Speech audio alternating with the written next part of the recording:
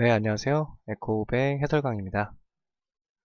426번 문제부터 풀어보도록 하겠습니다.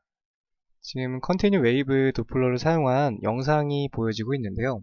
지금 보시면 이쪽에서 수축기가 시작이 되죠. 또 마지막 이완기까지 쭉 연결이 되게 되는데 정상 파형보다 상당히 높은 그래프를 나타내고 있고요. 이게 좀 길게 이어지는 그런 특징을 나타내고 있습니다. 정답은 D번으로 볼 수가 있는데요. 대동맥 축착이 있을 때는 이런 식으로 쭉 넘어가다가 순간적으로 좁아지죠. 좁아진 부분 다시 지나가면서 넓어지게 되는데 이런 좁은 구역에 혈액을 보내기 위해서 좀 더 증가된 높은 압력을 사용할 수 있겠습니다. 이게 조금 더 구간을 지나가면서 시간이 조금 더 걸리게 되니까 그래프가 좀 늘어지는 모습을 나타내게 되는데요.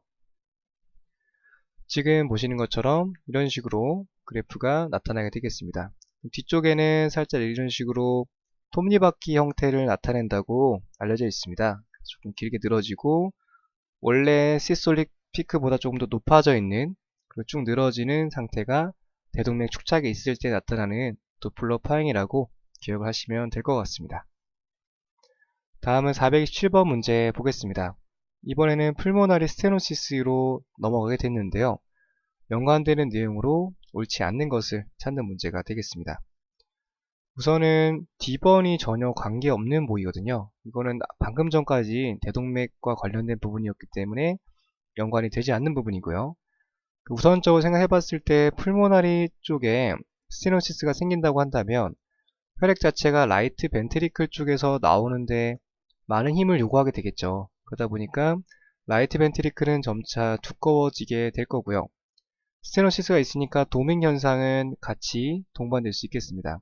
또한 협착과 역류는 동반될 수 있기 때문에 ABC번에 연관되는 보기지만 D번은 이제 대동맥 축착으로서 관련이 없는 내용이라고 볼 수가 있겠습니다.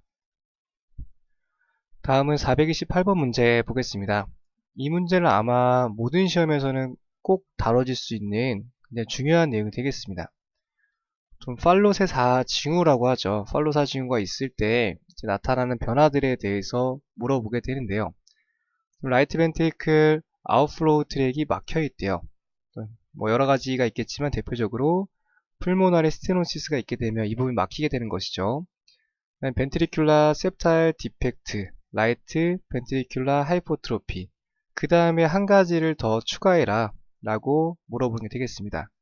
첫 번째, 라이트 벤트리클이 막혀지게 되고요. 두 번째, VSD, 세 번째, 라이트 벤트리클 하이퍼트로피. 마지막 네 번째 징후에 대해서 찾는 문제가 되겠습니다. 정답은 B번이고요. 우리말로 하면 대동맥 기승이라는 표현을 많이 씁니다. 대동맥의 위치가 변하게 되는 그런 특징이 만들어지게 되는데요. 그림을 보면서 좀 쉽게 외우는 방법을 말씀을 드리려고 합니다. 우선은 이게 기본 해부학이고요. 여기서 풀모나리로 나가는 이 길목만 막으시면 될 것 같아요. 그 다음에 변화를 한번 생각해 보시면 도움이 될 것 같은데요. 이쪽으로 나가는 길목이 막히니까 자연히 이쪽에 있는 혈관 자체의 벽에 압력이 들어가지 않기 때문에 조금 얇아지게 되겠습니다. 반면 라이트 벤트리클은 혈액을 내보내줘야 되는데 나가는 길목이 굉장히 좁아져 있잖아요. 그러다 보니까 점차 두꺼워질 수밖에 없겠습니다.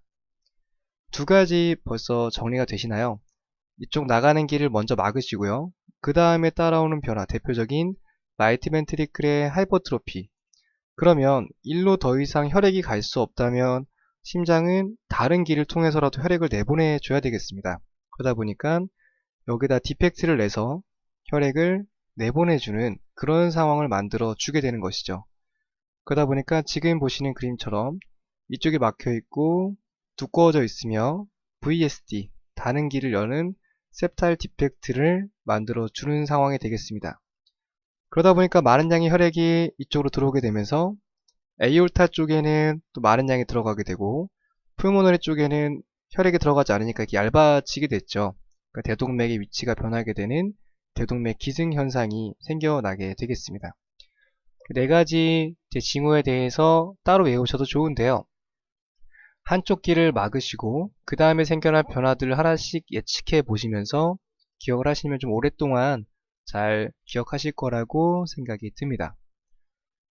또 마찬가지로 이제 팔로우 사징후에 관련된 내용 중으로 옳지 않는 것을 찾는 문제인데요. 앞서 설명드린 내용이 있기 때문에 정답만 체크하고 넘어가도록 하겠습니다. AST는 네 가지 징후에 연관되지 않는 키워드라고 볼 수 있겠고요. 또 연관되는 또 팔로우 사징후에 연관되는 문제인데요. 이 징후가 있을 때 약 30% 케이스에서 보여지는 어떤 특징들이 있다고 합니다. 그래서 이런 부분들은 또 암기를 통해서 또는 문제풀이를 통해서 정리하는 것이 가장 빠르고요. 팔로우 사징후의 30%는 라이트 AOT 가치라는 또 특징을 가지고 있다라고 정리가 되어져 있습니다. 라이트 AOT 가치 같은 경우는 우리가 기본적으로 정상적인 상태는 이런 식으로 아치가 형성이 되는 반면 그대로 마치 거울에 된 것처럼 AOT 가치가 반대로 구성되는 그런 상태가 되겠습니다. 그래서 팔로우 사징후 약 30% 정도는 AOT 가치 위치가 반대로 되어져 있는 그런 상태도 있다. 네, 이런 부분까지 같이 좀 기억을 하시면 되겠습니다. 네, 이것으로 마치고요. 다음 시간에 이어가겠습니다. 감사합니다.